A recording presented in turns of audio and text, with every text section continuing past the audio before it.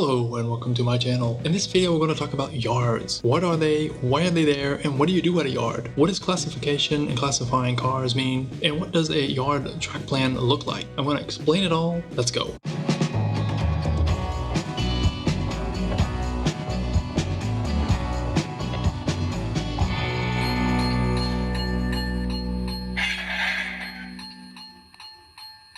Let me first start to explain the different types of yards that exist and why they're there. So here in blue, you see a railroad. It's the blue railroad, and there's several dots along the line which represent villages, cities, towns, and or industries. So the two red dots are division point yards. So why are they there? So here we have a train coming in all the way from the right, following this red line, going to point 1. And this train has cars that have to go to the following destinations as you see in the bottom: Z, 1, A, B, and C. So you see the cars have to go quite far up the line. And if they're coming from 3, there's no point to have, let's say, a local train stop at K, J, I, H, G, etc., everything in between. No, the train just goes straight from one division point yard all the way to the next. And at division point yard 1, the cars will be shuffled and sorted and they go to the final destination. So as you see, the first 3 cars have to go to Z, so they'll go a bit up the line. The 2 red ones will stay at division point yard 1, be spotted somewhere there, perhaps in a local industry. And then the cars A, B, and C will actually move back the line a little bit by perhaps the local and spot them at the designated spots. So I hope that's clear. Let's go to the next one, interchange. This is when you have 2 railroads either intersecting each other or in close vicinity of each other, and you want to get cars from one railroad, in this case the blue one, to the other one, the black one. I'll show you several track plans for interchange yards later on. And then we go to the next 2. One yard could be a junction yard. This is where you have a branch split off from the main line, so as you see here. And then you can have a branch terminus at a branch. So at the end of the branch, you'll have a small yard to serve that branch and perhaps some big industries at that location, which would be D in this case. So let's zoom in a little bit more on this junction yard to see exactly what happens. So let's say again, we have a train coming in from the east. It comes from this division point yard and goes all the way to this junction yard. The train consists of the cars as you see below. About half of the train, the ones that have to go to B, A, 1, and Z, they're all further down the line. So they will be sorted at 2 and then added to the appropriate outbounding trains to go to these locations. And then there's another train that goes up the branch line. They will take the cars for C and D. The cars actually have to stay at the junction yard. So then we'll go to the last yard. This is industry support yard. I just drew it in here in F.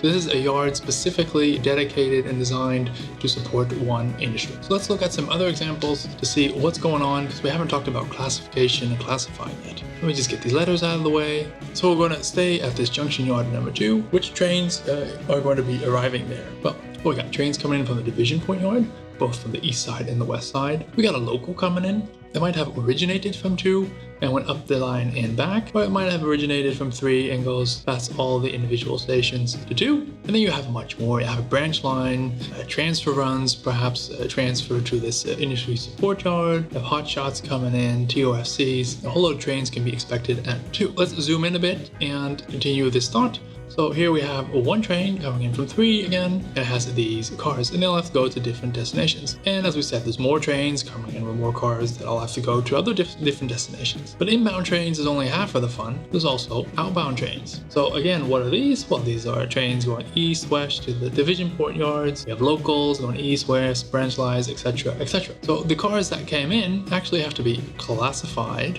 or sorted to originate into one of these new trains or to be picked up by one of these trains. This is where classification comes in, because the cars here on the left that came in have to be sorted in the manner here on the right. So if we look at the first string of cars, this train will probably go eastbound, as it has 3 red cars for division point yard number 3. Then it has 2 blue ones that it might drop off at number 3 as well, and they go to J or to K, L, M, and N, blah, blah, blah, after the line. And it has 2 cars that's going to drop off here at the interchange yard, and so on for the other cars. Let it be noted that these cars are blocked. What does that mean? If the cars are blocked, it means that all the cars with the same destinations are grouped. So the 3 red ones here are blocked, the 2 blue ones, and these 2 cross ones.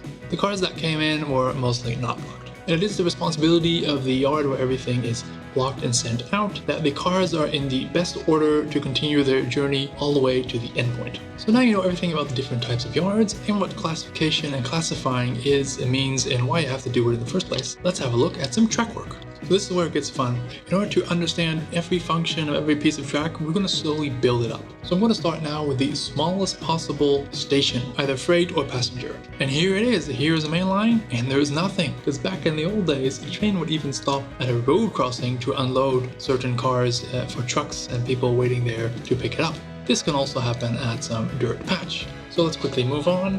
The next step from that would be a station on the main. Also not too exciting, so let's move on from there. We can add a freight track here to the station. Perhaps also to spot a luggage car. If luggage has to be unpacked, it takes more time, and the passenger train cannot wait for that. So let's move on from that. We have the luggage track here, and then we have a dedicated freight track. So you can have a little freight depot here, and this is still the main line going from east to west. So once you have this, you probably want a passing siding, which is this one, to your little station / freight depot. Passenger trains can be here, unloading and letting passengers get on and off, and then another train can take this siding and run around the waiting train. Very useful. Enough about passenger and little freight depots, let's get to the yards. First off, interchange. So here we have again the main line, goes from east to west, and here we would have railroad number B. And as small as it is, yes, an interchange can just be a single piece of track. It's not very convenient because if the car is coming in from the west, it has to pick up a few cars. It has to take the cars on the nose end and go all the way up the track until it has a runaround possibility to then run around the cars and stick them to the back of the train. Let's move on from there. So the natural progression, let me zoom out a bit, would be again here you have your main line, go from east to west. Here's your railroad number 2 to have a runaround as you see here. One thing to note is that if you want to use this runaround, you're probably going to need track and time or some kind of clearance because you need to be on the main line to do the runaround. On to the next step, and not requiring any track and time requirements would be this setup. Railway 1 will go from here to there, and then railway 2 will be from here to there, just that there's no confusion. As you see, there's plenty of space to spot extra cars. You can have ones waiting for railroad 1 and cars waiting for railroad 2, and then you can still do a runaround if you have to. So these railroads did not cross each other yet. So how does that work? Well, let's have a look. Here you have railroad number 1, here you have railroad number 2. The easiest, most basic setup is just with a track going from one to the other, so cars would be spotted here. On to the next step, because we want a runaround. So here you see on the right, the tracks are crossing each other, and then here would be the transfer track where cars can be spotted. Here down below is a little bit different configuration with the turnouts. The top one is more ideal because you don't have to foul this main line when coming in from the second railroad. But then again, the second one down below might give some more operational challenges, which is fun. So here we go to the next version, and you have the two railroads crossing each other, and here you can have a very small yard. You can actually have as many tracks as you want. One thing to note, of course, is that if you want to do a runaround on this section, these tracks right here and right here have to be long enough to hold at least one locomotive, so we don't have to foul the main line again. So enough about interchange tracks, now it's time to classify. So here, let's go. This is another example, very minimalist again. Main line, and you have one turnout and one line, and you can actually classify cars right here because you have two tracks where you can switch up and down and stick the cars in the right order as you want. On to the next step. So I basically added more tracks because we want to classify, we want to have a lot of tracks. And then the most important item is right here. You want to always not forget a yard lead. So what is the purpose of a yard lead? Well, this yard lead is this track should be longer than the longest classification track, because when you classify cars, you're going to be pulling the whole string of cars out of the classification track and then back it up into another track. And you need space to pull them all out and to back them up without disturbing the main line. So that's why you have a yard lead. So once you have a yard lead and some classification tracks, you're probably going to want an arrival and departure track. So that's the next one that you see here. So the train would come in, for example, from the west and then take these turnouts and go to this arrival and departure track right here. The big idea behind this is that it can pick up and or spot cars all without fouling the main line again. Because these operations can take quite a lot of time and you don't want to be blocking the main line from other traffic that's coming up and down. And big yards can have several arrival and departure tracks, and even separate arrival and departure tracks for different destinations, so 1 or 2 for eastbound and 2 for westbound. But in this situation, if the car is on the, let's say, departure track and it wants to head west, it has to go here through this section of track, which is basically also used as a yard lead. So we don't want that because that's going to disturb the yard works. So then we come to this arrangement. where the train that is on here, this departure track, go through these turnouts and then just head up the line as such. So here the yard lead and the access to the classification storage tracks is undisturbed, so the switcher can continue its work. You do want to keep, however, this turnout and this turnout right here, because if there's a car departing from the classification track, you don't want it to go through the yard lead as well. So it will take these turnouts like this and then continue on the main line, all without disturbing the yard lead. So technically this turnout here doesn't really have to be there. It's probably going to be a handy one if your switcher is stuck or you need to run around, but it doesn't have to be there. Then on to the next configuration, depending on your time area, you're going to want to have a caboose track. And I've seen them drawn here as well. Sometimes they even have a double caboose track. And this track is often also used to run around the lead to the classification tracks. So this is a very nice and handy add-on little track that you want to have. So remember that station that we had earlier? Let's plot that in here. So I just added it for now on the main line, and the station would fit in nicely just as such. So in this situation, if this was my layout at home, I would give the following destination to these classification tracks, because you can add 100 tracks, but they do need to have some kind of purpose. So the first track here is your main line, then the second one here is your arrival departure track. We already talked about that. Then one of the classification tracks I would use for eastbound traffic, one for westbound traffic, one for branch line, one for local industries, and perhaps one for storage, and maybe an overfill if your yard is full. You also often see that tracks switch destination throughout the day, because the branch line might be going out in the morning, and then the local industries can be switched, and then in the evening the branch line comes back. So then you can use the track for multiple purposes throughout the day. So one thing to look at if you have a larger yard, you probably want to have a compound yard, as they call it. We have switches running parallel next to each other just to get the most amount of turnouts in the least amount of space. So looking at the next track plan, let me just move to the right a little bit, get this text on here. I added a runaround track dedicated to more or less leave empty all the time to run around. So why would you want that? Well, let's say a train just came into this track and it has to be terminated at this location. Well, there's going to be a locomotive. The locomotive is at the end over here. You probably want to let it escape and go to the terminal and not have to wait for the switcher to take all these cars away.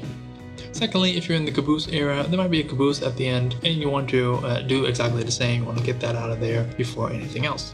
So that's why you're going to want to have a runaround, very handy piece of track.